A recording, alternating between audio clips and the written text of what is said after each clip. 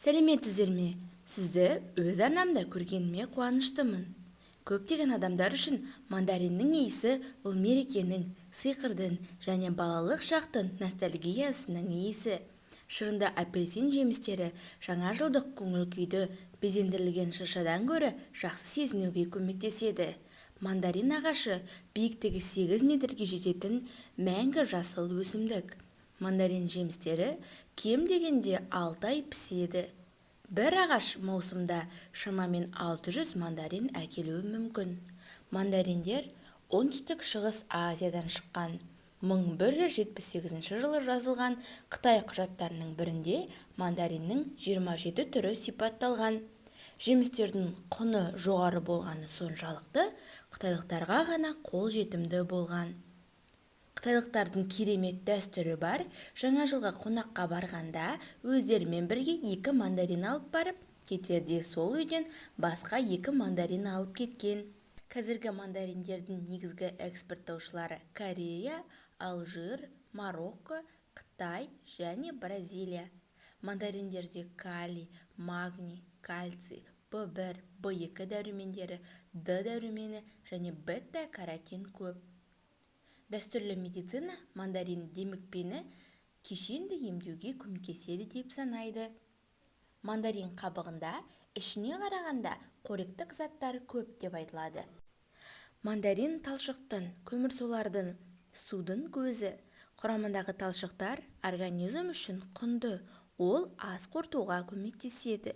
Бұл ішектің перистальтикасын жақсартатын және онкологиялық аурулардың даму ықтималдылығын төмендететін микробиотаны тамақтандырады. Талшық ас қорытуға пайдалы, еритін және ерімейтін түрінде кездеседі. Мандарин иммунитетті күшейтеді. Мандариндерде суық мезгіліне өте қажет С дәрумені көп. Ол иммундық жасушаларды белсендіреді. Ағзаға инфекциялар мен вирустармен күресуге өз ықпалын тигізеді. С витаминінің концентрациясы тасымалдау жағдайларына және мандарин сорттарына байланысты. Сонымен, егер тасымалдау кезінде жемістер қатып қалса, витамин аз болады. Аскорбин қышқылының көп бөлігі клементиндерде кездеседі. Мандариндер мазасыздықты азайтады. Мандарин үрей, мазасыздықпен және стресспен күресуде тиімді. Ал С дәрумені бүйрек үсті бездерін реттейді. Стресс гормоны кортизол синтезін азайтады. Сонымен қатар мандаринде эфир майы ұйқысыздық пен жаман көңіл күйді емдеудің ең жақсы табиғи құралдарының бірі. Суық тиюде көмектеседі. Жемістерді тазалаған кезде ақ тамырларды алып тастамаңыз. Олардың құрамында айқын қабынуға қарсы әсері бар флавоноид нобилетин бар. Суық тию кезінде мандарин қабығынан шай ішу ұсынылады. Ол құрғақ жөтелді жақсы емдейді, қақырықты сұйылтады және оны өкпеден шығарады.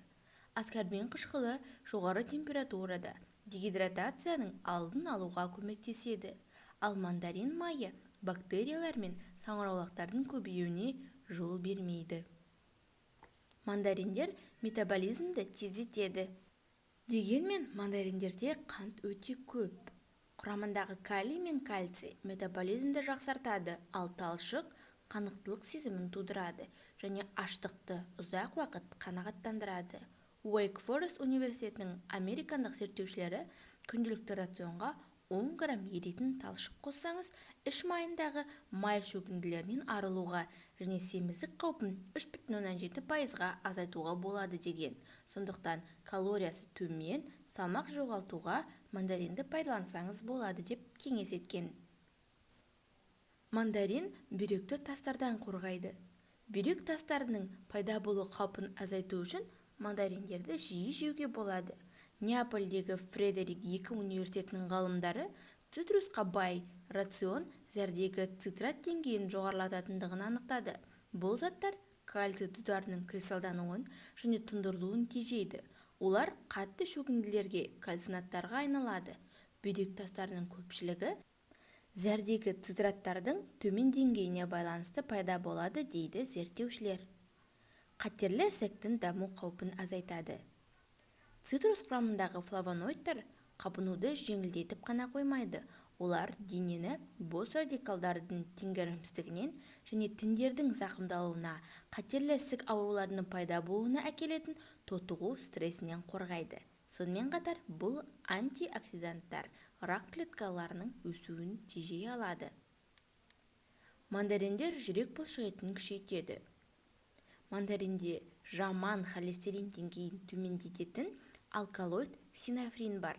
Сондай-ақ оларда калий көп. Ол артық суды кетіреді, қан қысымын қалыпқа келтіреді және жүрек бұлшықетін күшейтеді. С дәрумені жүрекке пайдалы, ол тамырлардың қабырғаларын берік және серпімді етеді. Сонымен қатар аскорбин безді жақсы сіңіруге көмектеседі. Оның жетіспеушілігімен жүрек бүкіл денені оттегімен қамтамасыз ету үшін қалыптыдан жоғары жұмыс істеуі керек. Көруді жақсартады. Мандариндер көздің денсаулығына өте пайдалы. А дәрумені көру өткірлігін арттырады, қасан қабақты нығайтады, қараңғыда жақсы көруге көмектеседі және шырышты тіндерді қорғайды. Ал С дәрумені көру органдарының қанмен қамтамасыз етілуіне жауап береді. Көз қысымын төмендетеді және катаракта қаупін 33%-ға төмендетеді. Бірақ есте сақтаңыз, максималды әсерді сезіну үшін мандариндерді жаңа піскенде жеген дұрыс. Жоғары температураның әсерінен аскорбин қышқылы бұзылады. Мандариннің барлық артықшылықтарына қарамастан, кейбір адамдарға мандаринді жеуге болмайды. Мандариннің қандай зияны бар? Жедел нефрит, гепатит және холецистит кезінде цитрусқа тыйым салынады. Сондай-ақ асқазан, 12 келешектің ойық жарасы бар адамдар мандарин жайлы тіптен ұмытқан дұрыс. Дәрігерлер қышқылдығы жоғары энтерит, колит және гастрит кезінде мандариндерді алып тастауға кеңес береді. Мандарин құрамындағы жеміс қышқылдары ішек пен асқазанның шышты қабағын тітіркендіреді. Сол себепті жемісті аш қарынға жеуге болмайды. Сонымен қатар, басқа цитрус жемістері сияқты мандариндер де күшті аллерген болып табылады. Олар бөртпелерді, ауыздың ісінуін және тіпті анафилаксияны тудыруы мүмкін. Сонымен қатар, мандарин қант диабетімен ауыратын адамдарға зиян тигізуі мүмкін. Өйткені олардың целлюлозасында қанттың көп мөлшері бар. Олар бұл жемісті сақтықпен тұтынуы керек, немесе оны рационнан толығымен алып тастау қажет. Педиатрлар 3 жасқа дейінгі балаларға цитрус беруді ұсынбайды. Ересектер диетологтардың айтуынша күніне 5 жемістен артық тұтынуға болмайтындығы жайлы айтады.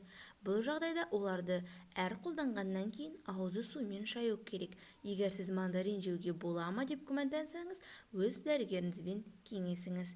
Сіздермен болған дәрігер Гүлнұр. Сізді өз арнамда көргеніме қуаныштымын. Қаңтар айының аяғына дейін 1000 подписчик жинауды мақсат еттім. Қазақша каналға қолдау білдіріп, лайк басып, комментарий қалдырып кетулеріңізді сұраймын.